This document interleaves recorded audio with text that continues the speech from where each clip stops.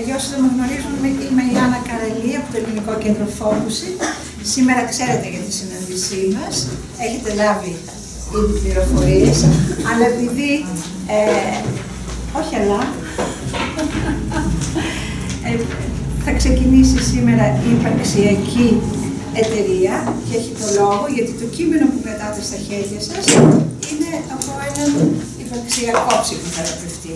Οπότε θα ξεκινήσουμε με αυτή τη σειρά και στη συνέχεια οι άλλες δύο εταιρείες για να μπορέσουμε να κάνουμε τις ομάδες όπως συνήθως στη συνέχεια και να μιλήσουμε περαιτέρω επάνω στο θέμα το σχετικό της ψυχοθεραπευτικής χρειάς κάτω από τη φαινομενολογική θέση μας.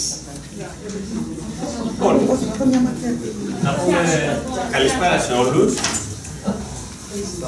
Να πούμε λίγα πράγματα για το πώς έχουμε σκεφτεί τη σημερινή συνάντηση. Υπάρχει αυτό το πολύ μικρό, δεν είναι καν και η στάδια, είναι ένα περιστατικό τη θεραπεία που έχει κάνει ο Κέρκ Σνάιντερ, ο οποίος το απόσπασμα είναι από αυτό το βιβλιαράκι εδώ πέρα, του Κέρκ Σνάιντερ. Δεν ξέρω αν είχατε τον χρόνο να το διαβάσετε ήδη, είναι πολύ σύντομο. Θέλουμε έτσι να πούμε μερικά πράγματα πάνω στο περιστατικό αυτό, από διαφορετικές σκοπιές, να βάλουμε κάποια ερωτήματα κυρίως, θα έλεγα, και στη συνέχεια να γίνει δουλειά μεταξύ μας, να το δούμε όλοι μαζί, πώς το αντιλαμβάνει το καθένας. Εντάξει. Θα πω μερικά λόγια και με συμπληρώνεις. Καταρχήν, ο κ. Σνάιντερ είναι υπαρξιακής ανθρωπιστικής προσέγγισης ψυχοθεραπευτής και το απόσπασμα που διαλέξαμε είναι πολύ χαρακτηριστικό του τρόπου που δουλεύει. Αν προσέξετε, ξεκινάει με μία επισήμανση για το ρυθμό του θεραπευόμενου. Λέει ότι μιλάει γρήγορα, μάλλον επιφανειακά, και τον διακόπτει. Η πρώτη λοιπόν αποφασιστική παρέμβαση είναι η διακοπή, που αποφασίζει να διακόψει με στόχο να τον στρέψει προς τα μέσα. Και τον ρωτάει πώς νιώθεις αυτή τη στιγμή που μου λες όλα αυτά τα πράγματα, πώς είσαι στο εδώ και τώρα. Βλέπετε, επέρχεται μια πτώση του ρυθμού, όντως αρχίζει να εκφράζεται πιο βαθιά ο θεραπευόμενος και συνεχίζει με αυτό το μοτίβο, προσπαθώντας πάντοτε να τον κρατήσει στο εδώ και τώρα και να επικεντρωθεί στο τι συμβαίνει μέσα του, στο σώμα του, πώς το νιώθει, αυτό που είναι πέρα από την αφήγηση, πέρα από τα λόγια. Κάθε φορά που υπέρχεται μια αλλαγή, θα δείτε ότι ο θεραπευτής καθρεφτίζει αυτή την αλλαγή, κυρίως σαν μια παρέμβαση, σαν μια επισήμανση της αλλαγής στη διεργασία. Του λέει, τώρα σε είδα με περισσότερη ενέργεια, τώρα σε είδα, ξέρω εγώ, να κάθεσαι διαφορετικά. Στην πραγματικότητα, η επανάληψη αυτών των μικροπαρεμβάσεων, όπου επισημαίνουν το τι συμβαίνει στο εδώ και τώρα στη διεργασία, είναι, κατά την άποψή μας, ένας τρόπος να εκπαιδευτεί έμεσα ο θεραπευόμενος στο ότι μπορεί ο ίδιος να το κάνει, μπορεί ο ίδιος πρώτον να έχει επίγνωση της διεργασίας έτσι όπως εξελίσσεται και να εμπιστευτεί ακριβώς σε αυτό που συμβαίνει εσωτερικά. Αλλά πέρα από αυτό που συμβαίνει σε επίπεδο διεργασίας και σε επίπεδο του εδώ και τώρα, υπάρχει και ο λόγος. Έτσι, υπάρχουν πολύ συγκεκριμένα πράγματα τα οποία αναφέρονται και είναι και αρκετά δυνατά. Εδώ, ας πούμε, συνοψίζω, θα προσέξετε κάποιες απαξιωτικές φράσεις. Λέει, μου φέρονται σαν σκουπίδι. Οι γυναίκες θα συνεχίσουν να πιστεύουν ότι είμαι διεστραμμένος. Οι άντρες ότι είμαι αδύναμος. Το αφεντικό ότι είμαι ανίκανος. Και λέει μετά, είμαι το σκουλίκι που το πατάνε και το λιώνουν. Υπάρχουν λοιπόν σε ένα τόσο μικρό απόσπασμα όλα αυτά τα πολύ δυνατά. Μετά, εκφράζει το θυμό του, επίσης πολύ αποφασιστικά. Λέει, είμαι τσατισμένος. Μπορώ να είμαι θυμωμένος μέχρι το τέλος του κόσμου. Τώρα, σε όλα αυτά εγώ πιο πολύ θέλω να θέσω ερωτήματα. Ξεκινώντας από το κομμάτι της παρέμβασης που ο θεραπευτής διακόπτει την αφήγηση και αποφασίζει να τον στρέψει προς κάτι βαθύτερο. Το ερώτημα το δικό μου είναι κατά πόσο αφήνουμε τον θεραπευόμενο στο δικό του ρυθμό, πόσο αυτό είναι θεραπευτικό, ως ποιο σημείο και πότε είναι μη θεραπευτικό και μη παραγωγικό. Δεν έχω απάντηση. Υπάρχει χώρος για να μπορεί ο θεραπευόμενος να είναι ακριβώς όπως θέλει να είναι ο ίδιος, χωρίς να τον παρασύρουμε ή να τον σπρώχνουμε προς το δικό μας τρόπος δουλειάς που θεωρούμε πιο παραγωγικός? Και αυτό είναι ένα άλλο ερώτημα που θα χρειαστεί να απαντηθεί ανάλογα με την οπτική γωνία που αντιλαμβάνεται ο καθένας μας τη θεραπεία. Πόσο το επιτρέπουμε αυτό ή δεν το επιτρέπουμε? Δηλαδή, αν αισθανθούμε ότι κάποιος δουλεύει πολύ επιφανειακά, μπορούμε να το αντέξουμε? Έχει νόημα να το αντέξουμε? Ως ποιο βαθμό? Είναι επιθυμητή η δουλειά πάντοτε σε ένα βαθύτερο, πιο βιωματικό επίπεδο? Και πότε? Για ποιες περιπτώσεις? Είναι για όλους? Και επίσης, πώς αξιοποιώ το υλικό, το λεκτικό που έχει φέρει ο θεραπευόμενος? Γιατί ήδη υπογράμμισα αρκετά πράγματα τα οποία πρέπει να ληφθούν και αυτά υπόψη. Επίσης, με ποιο τρόπο γίνεται η σύνδεση από μια σωματική συνειδητοποίηση σε μια πιο νοητική? Ποιος είναι αυτή η αλληλεπίδραση που γίνεται μεταξύ του βιώματος και της νοητικής επεξεργασίας? Και τέλος, πότε είναι η κατάλληλη στιγμή να γίνει μια σύνδεση του βιώματος που υπάρχει στο παρόν με ευρύτερες ανησυχίες του θεραπευόμενου? Δηλαδή, πότε πηγαίνουμε από το εδώ και τώρα και κάνουμε μια σύνδεση με ευρύτερα πράγματα του ζητούμενου του θεραπευόμενου, το ευρύτερο πλαίσιο δηλαδή της θεραπείας. Θέλω να σταματήσω εδώ, απλώς αυτά τα έθεσα έτσι σαν ερωτήματα και Ευγενία, αν θες να συνεχίσεις. Εγώ σκέφτηκα να δώσω λίγο πιο πολύ ίσως ψυχολογικό υπόβαθρο του πώς δουλεύουμε εμείς. Βέβαια το πώς δουλεύουμε εμείς τώρα είναι μια γενικότητα. Πιο πολύ θα μιλήσω αναγκαστικά για το πώς δουλεύω εγώ. Και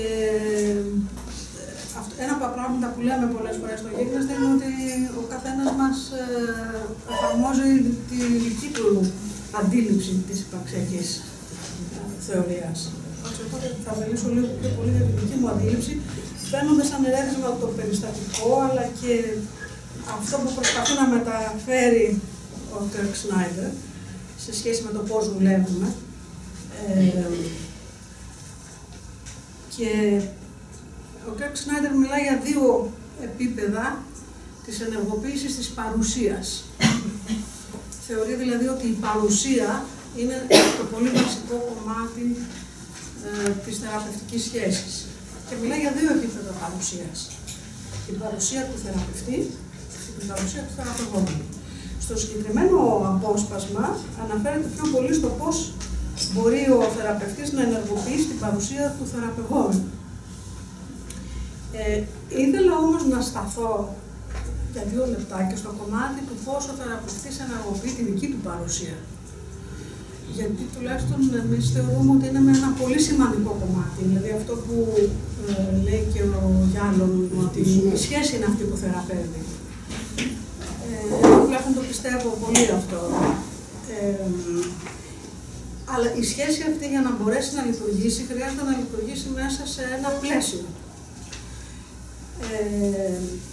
Οπότε μιλάμε, τουλάχιστον όπως το αντιλαμβάνομαι εγώ, μιλάμε για 2 βασικά πράγματα. Το ένα είναι η δημιουργία αυτού που αποκαλώ και στο βιβλίο μου διαδικασία της ψυχοθεραπείας, τη δημιουργία του θεραπευτικού κλίματος, το κλίμα, την ατμόσφαιρα που δημιουργείται, η οποία χρειάζεται να διέπεται από τη συνεπή παρουσία του θεραπευτή. Μπορεί να το θεωρούμε δεδομένο, αλλά ο θεραπευτής χρειάζεται να είναι παρόν και στο τυπικό κομμάτι της ώρας, άρα δεν νοείται να είναι ο ίδιος ασυνεπής απέναντι στα ραντεβού του, αλλά και παρόν με όλο το είναι, να είναι παρόν ψυχήτε και σώμα, όπως λέμε. Επίσης χρειάζεται να μπορεί να έχει αυτό το ενδιαφέρον, τη ζεστασιά και να προσφέρει αυτό το κλίμα ασφάλειας, το οποίο ακριβώς θα βοηθήσει το θεραπευόμενο στο να ανοίξει τον κόσμο του και να μπορέσει να έρθει σε επαφή με τον βαθύτερο εαυτό του, με τον εαυτό του τέλος πάντων, με αυτό που ο ίδιος είναι. Έτσι, και το κλίμα ασφάλειας, τουλάχιστον όπως το καταλαβαίνω εγώ, έχει πολύ να κάνει και με το θεραπευτικό συμβόλαιο, δηλαδή με τη δημιουργία του πλαισίου.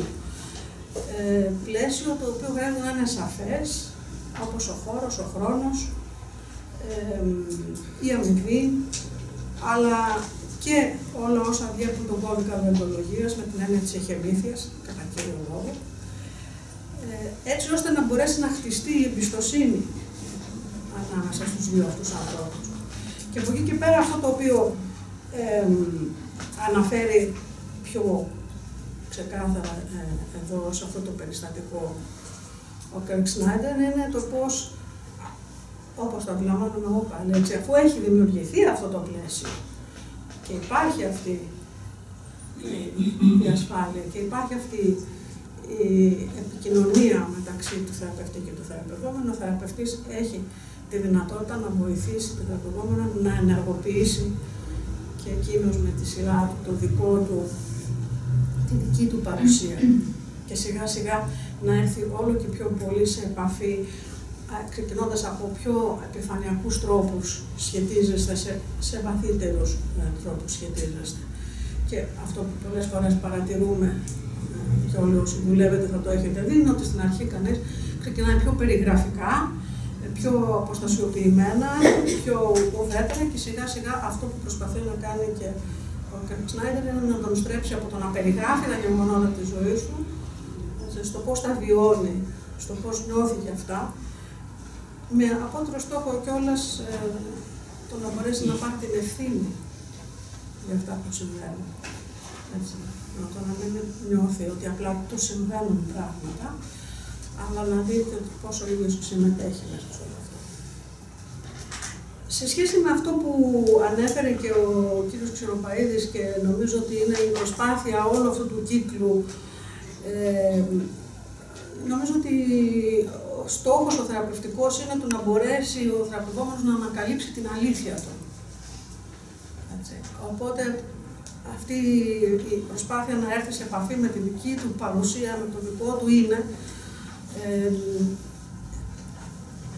είναι αυτό που προσπαθούμε να πετύχουμε. Έτσι. Το να πετύχουμε το να ανακαλύψει ο καθένας μας την αλήθεια του.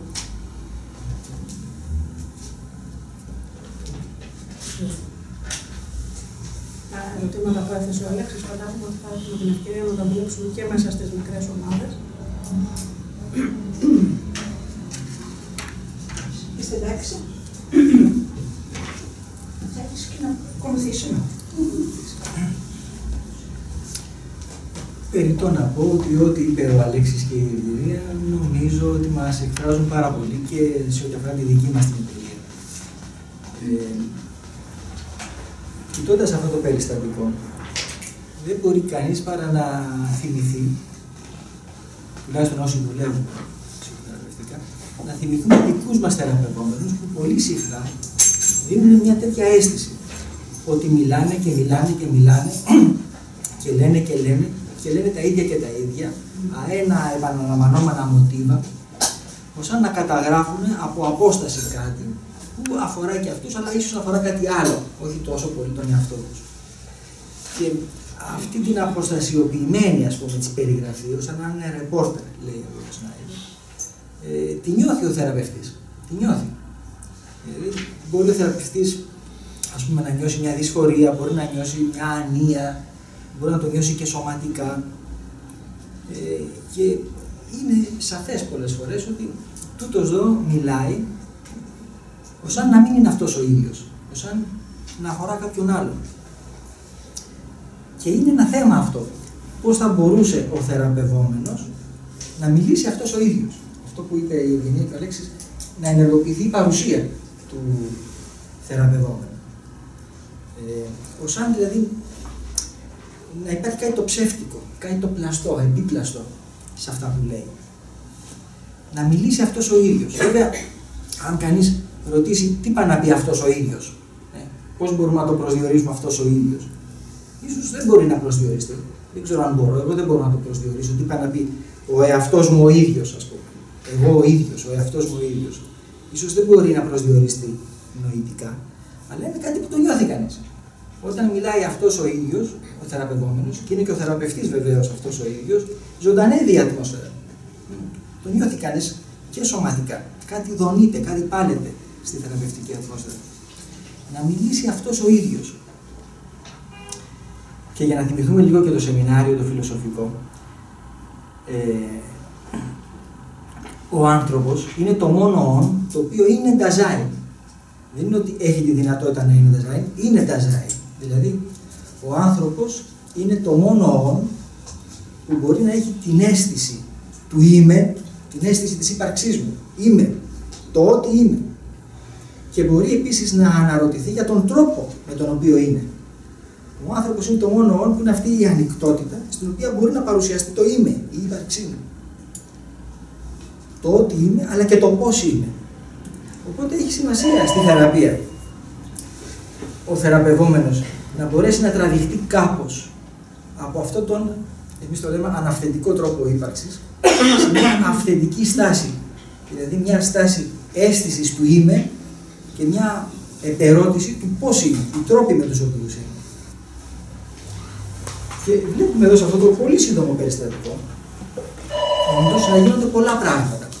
Πώς δηλαδή μέσα από διαδοχικούς αναβαθμούς ο θεραπευτής τον τραβάει, να βοηθάει το θεραπευόμενο να έρθει σε αυτή την αίσθηση του είμαι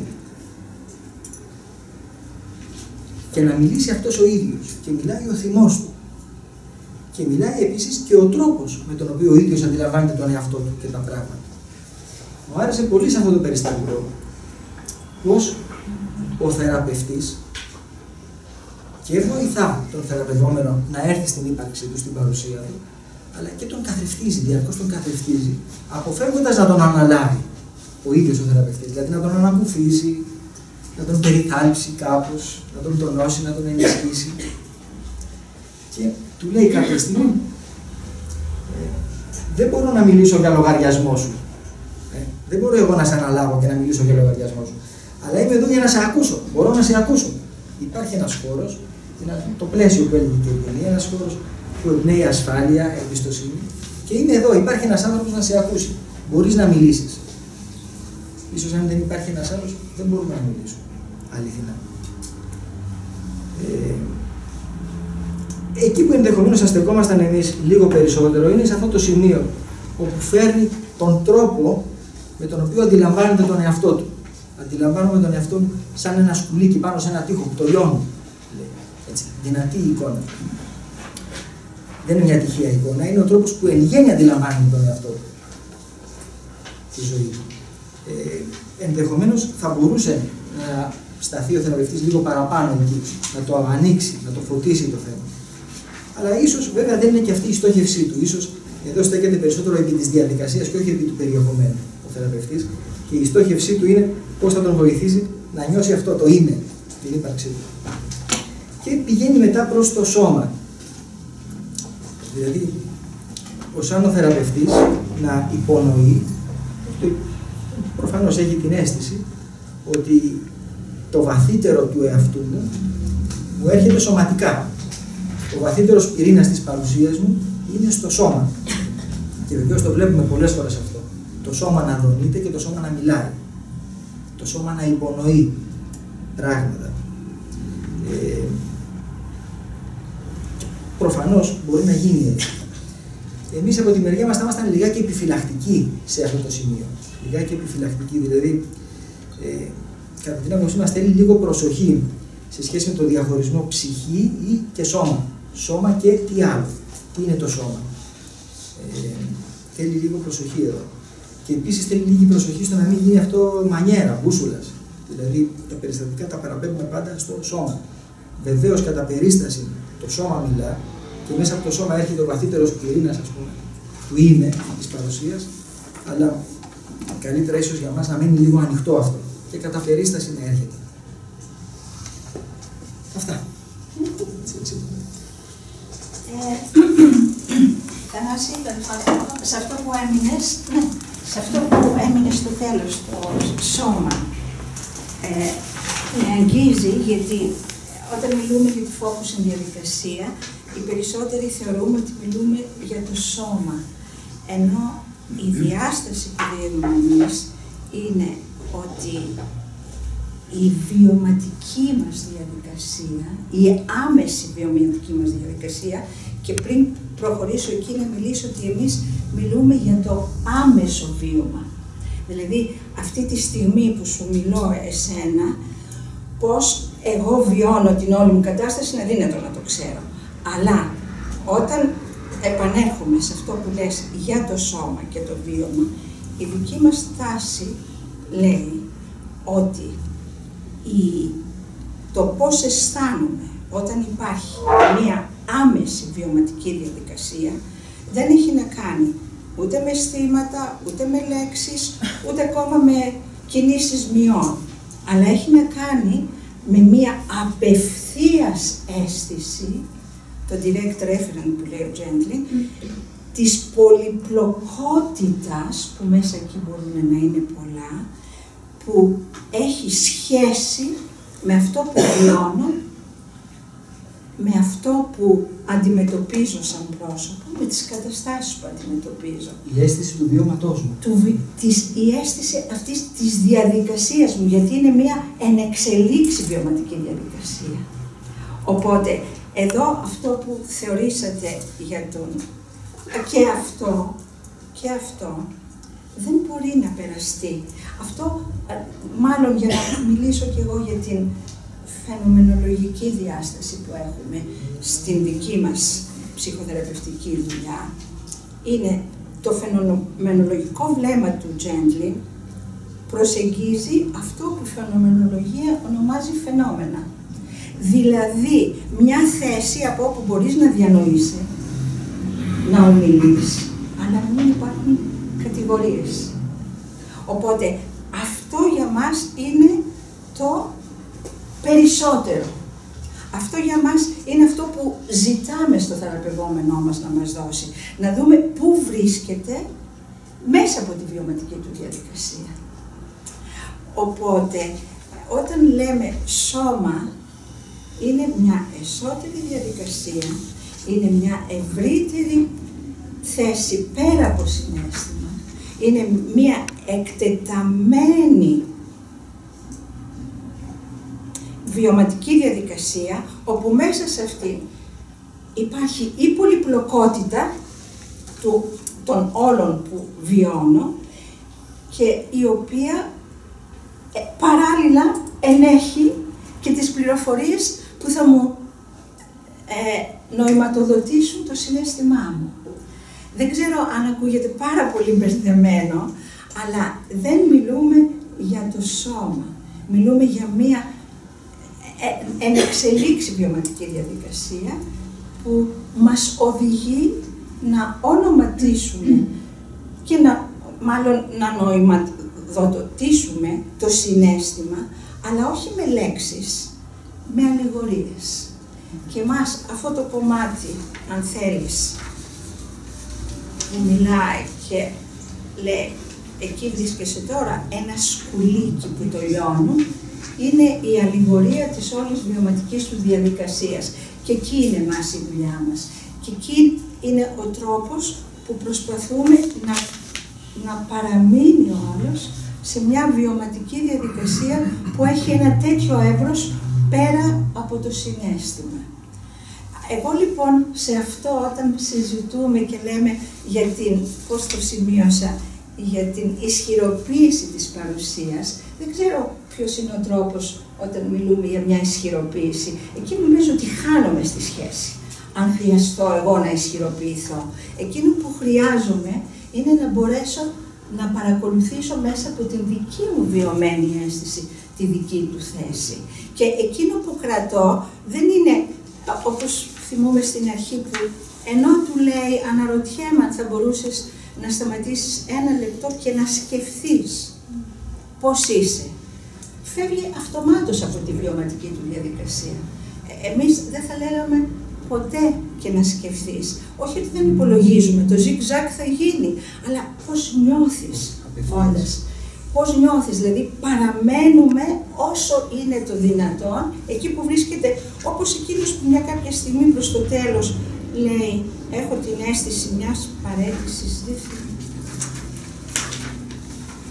Θεωρώ ότι παρεμβαίνει για τη δική μας ματιά, ότι παρεμβαίνει η θέση του θεραπευτή και αφήνει τον θεραπευόμενο να παρακολουθήσει τον θεραπευτή και να πάει στη δική του πλευρά. Κάπου που λέει, για να δούμε, διατηρώντας αυτή την αίσθηση που έχει στο στήθος η τελευταία, ποια άλλα συναισθήματα, αισθήσεις ή εικόνες σου έρχονται στο νου. Για μας είναι αυτό σαν να είναι μια αίτηση του θεραπευτή προς τον άλλον. Ναι, δηλαδή όχι κατευθυντικός, γιατί εμείς πως πιθανόν θα το λέγαμε και όπως λέει και η Ευγενία είναι πως θα το έλεγα εγώ. Διερωτώ με και το διερωτώ με το βάζω για να του αφήσω χώρο. Δεν είναι ότι θα χρειαστεί να μου απαντήσει. Μπορούσαμε να μείνουμε με αυτή την αίσθηση δυσκολίας στην αναπνοή και ενδεχομένως να το συντροφεύσουμε με μια έννοια και θα τελείωνα τώρα όσο χρόνο χρειάζεσαι γι' αυτό. Δηλαδή θέλω να πω η παραδοχή μας ότι είσαι εκεί, είναι ο χρόνος σου, βεβαίως είμαι και εγώ, αλλά είναι αυτά τα 2-3 κομμάτια που ήθελα να τονίσω και σε ευχαριστώ που με έφερες. Θα μπορούσες ενδεχομένως εκεί να σοπάσεις και να υπάρξει σιωπή. Βεβαίως. Για ποιο λόγο? Να μην μιλήσω καθόλου, λες. Αφού πεις αυτό. Αφού πεις αυτό. Μετά σιωπή. Να μείνει όλος ο χώρος του. Για να μείνει δικός του και να δω αν μπορεί να βρεθεί ή όχι. Γιατί δεν το επικαλούμε. Στην focus στην βιωματική ψυχοθεραπεία δεν επικαλούμεθα συνεχώς ο άλλος να παραμένει με τη βιωματική του αίσθηση, γιατί αυτό θα είναι σαν να του το αιτούμε συνέχεια. Η προσωποκεντρική που είναι η βασική μας διάσταση μας αφήνει να περιμένουμε και να καθρεφτήσουμε συνεχώς ό,τι έχουμε ακούσει, να το αναγνωρίσουμε μέσα από το καθρέφτισμα, αλλά μοιάζει να μην είναι δυνατόν αυτό να γίνει τώρα. Πού είμαστε και ξαναγυρίζουμε πίσω. Αυτό υπερέβαλα που έβαζα ορισμένες, γιατί εγώ έχω βάλει τη δική μας ματιά, αλλά δεν συμβαίνει. Μπορεί να κάνεις και ολόκληρη συνεδρία χωρίς. Αυτό συμβαίνει μόνο όταν είσαι τόσο πολύ ταυτισμένος με ένα συναίσθημα, οπότε μπορεί να γυρίσεις και να πεις «Αχ, μοιάζει να υπάρχει εκεί κάτι που σε συγκινεί βαθιά». Και με αυτόν τον τρόπο θεωρούμε ότι μπορεί να κάνουμε μία αποτάφτιση, να τον γυρίσουμε χωρίς να καταλάβει στο δικό του χώρο και να αρχίσει για να προχωρήσουμε σε ένα ισότερο διάλογο. Και σας ρωτήσω λίγο, εδώ που λέτε ότι φαίνεται εδώ να σας συγκινεί κάτι. Το film μου είναι για το σας συγκινεί κάτι, αυτό δηλαδή. Εδώ κάπως θα έβαινε πιο ανοιχτό, δεν είναι προσδιορίσιμο ότι σας συγκινεί αυτό ακριβώς. Ενώ αν δεν ξέρω πώς μπορείτε να το λέγατε. Όχι, όχι. Φαίνεται κάτι εκεί να συγκινεί. Πώς θα το στέλνα. Γίνεται εκεί. Μέχρι το κάτι, το συγκινεί, το συγκινεί. Όχι, το συγκινεί το έχεις ακούσει και το καθρεφτίζεις. Όχι, δεν το λες εσύ. Είναι αλλά αντί να πεις είσαι συγκινημένος, άμα τον πεις ότι είναι πολύ δυνατά συγκινημένος, υπάρχει κάτι εκεί που συγκινεί. Οπότε αυτό σε κάνει να έρθει μια στροφή κοντά σου. Αλλά οι νιάνσεις είναι πάρα πολύ ιδιαίτερες. Χρειάζεται να μιλήσουμε εκτεταμένα για να αντιληφθεί κανείς πώς γίνεται. Χλώη. Για να συνεισφέρω λίγο θεωρητικά σε αυτό το μοντέλο που παρουσίασες. Απερίφραστα συμφωνώ. Ας πάμε στον ίδιο το Heidegger, στα Τζόλικον, 1957, γύρω στο Μάιο. Είναι το περίφημο σεμινάριο που μιλάει για το σώμα. Ο κύριος χαρακτηρισμός είναι flesh out, δηλαδή σάρκωμα προς τα έξω, σαν να χτίζεται το σώμα. Για να μην πάω λίγο πιο πίσω στο Μερλό Ποντί και να μιλήσω για το ένσαρκο σώμα, που είναι δηλαδή το σώμα που σαρκούται, και η σάρκα εδώ δεν αναφέρεται στη σάρκα με μια θεολογική έννοια, αλλά στο χτίσιμο στιβάδα προς στιβάδα του σώματος. Και για να τελειώσω στο Husserl, Lib, το σώμα. Το σώμα, κατά έναν περίεργο τρόπο, η φαινομενολογική έννοια είναι πιο κοντινή και στις τρεις σχολές. Δηλαδή, όπως το βλέπω εγώ. Όταν ένας πελάτης ζωιατρίας μας, ή σε αυτό το παράδειγμα του Γκέρκ Σνάιντερ, λέει έχω συνεχούς πόνους στο κεφάλι μου, αυτό δεν είναι καθόλου το σώμα του. Αυτό δεν είναι το σώμα του. Αυτό είναι μια νοητική προβολή που εξυπηρετεί κάποιο άλλο κύκλωμα ιδεών και σκέψεων που πάει κάπου αλλού. Ή μάλλον, όχι δεν είναι σώμα, δεν έχει γίνει ακόμα σώμα. Για να γίνει σώμα μέσα στην ανάλυση πρέπει να γίνει φαινομενολογικά σώμα.